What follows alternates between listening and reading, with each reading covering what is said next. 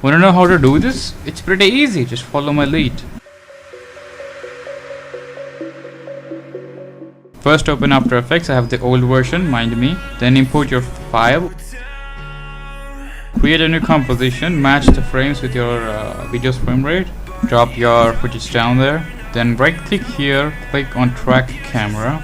Now what it's going to analyze the background. It's going to take more time depending on your system and your footage. In the meantime, let's ready our 3D set that you want to edit. My 3D set is this text file which states hi.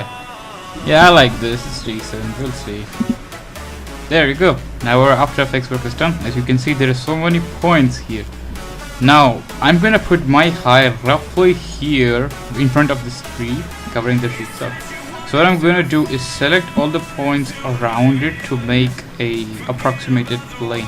There you go. Now it creates you a possible plane to keep your object, which is where I want to keep it. Right click and click set ground plane and origin, and right click and click on create solid and camera. Now let it go.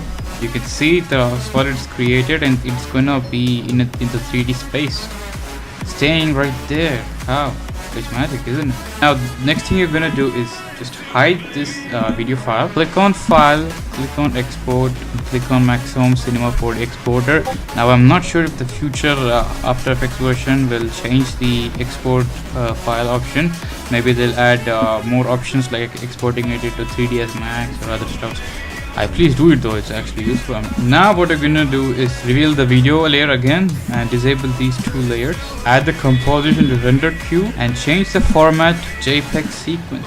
And now if your footage has an alpha layer in the background, which is a transparency layer, you have to change it to PNG sequence and make sure you have RGB plus alpha enabled. And if it doesn't, like here there is no alpha layer, then you can just go for JPEG sequence because it has this file size.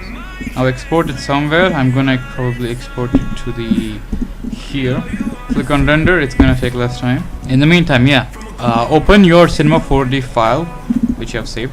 You're gonna see the solid and the camera. Don't worry about the solid, we can let it go, we can hide it, don't worry about it. Click here on floor, click add background, double click here in this layer. You're gonna create a new material. Click on the material, double click it, click on texture, go to your JPEG sequence and click on the first image you find, which is 00000.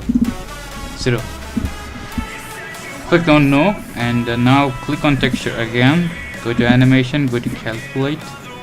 Now go to editor and click on animate preview so it shows every frame of the video, which is a PNG JPEG sequence.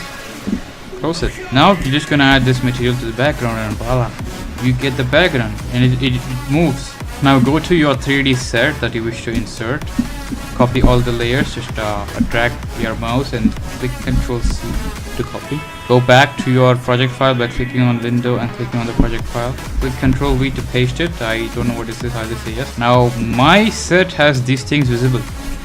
I don't want these things to be visible to the camera, and I don't want this blue colored thing to be visible as well.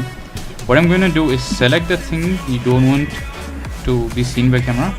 Right click on the thing, click on Cinema 4D tags, click on compositing, and then deselect scene by camera. Your blue file should be there in comp 1. Now click on the render view. It's gonna just preview it, it's not saving it. Whoa, you don't have this thing, which is very nice. There you go, that's my set that I wanted to do. Now as you see, I have a lighting here. If your set has a lighting, first click on render settings, go to effect, go to global illumination, because we want to shadow it down to make it more realistic. Now we're going to add a floor.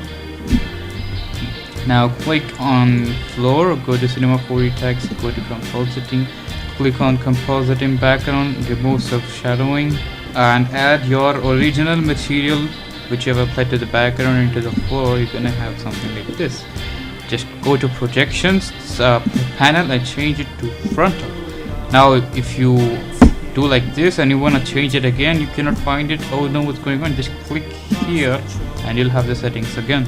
Now if you click on render camera, do you see what's below our text? It's a shadow. It makes it gives you the realistic feeling now. And if you're not satisfied by your shadow or your thing, you can just keep changing it. So I kept the floor more below and I have straightened up the text file. And there you go, that gives a bit of a realistic feeling. Now it looks like the text file is in the video itself. And now if you just scroll through, you can see the text file being there, staying there, not moving at all, as if it is in the 3D space. That's it, that's how you make. Just go to render settings, go to your output, change your settings.